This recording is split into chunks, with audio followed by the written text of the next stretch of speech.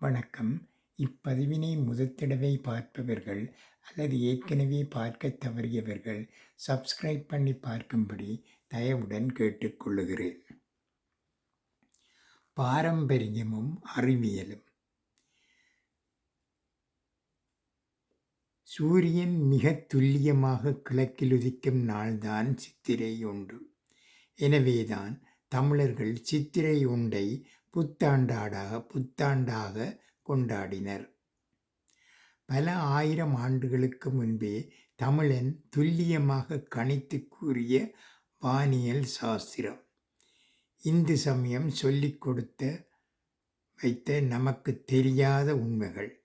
சித்திரை ஒன்று, ஆடி ஒன்று, ஐப்பசி ஒன்று, தை ஒன்று, இவற்றையெல்லாம் விழாவாக நாம் கொண்டாடுகிறது ஏதோ ஒரு சடங்கு பழக்கம் என்று நினைச்சுக்கிட்டு இருந்தோம்.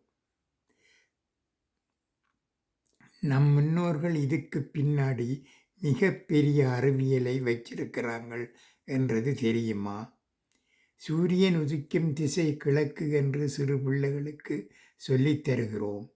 என்றாவது ஒரு அளவை வைத்து சூரியன் உதிக்கின்ற போது சோதித்து இருக்கிறோமா என்றால் கண்டிப்பாக இல்லை என்றுதான் சொல்ல வேண்டும்.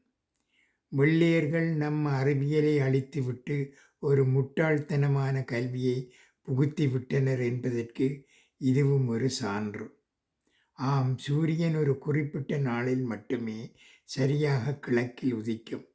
பின்னர் கொஞ்சம் கொஞ்சமாக வடகிழக்கு நோக்கி நகர்ந்து ஒரு குறிப்பிட்ட புள்ளியில் மறுபடியும் தெற்கு நோக்கி திரும்பும்.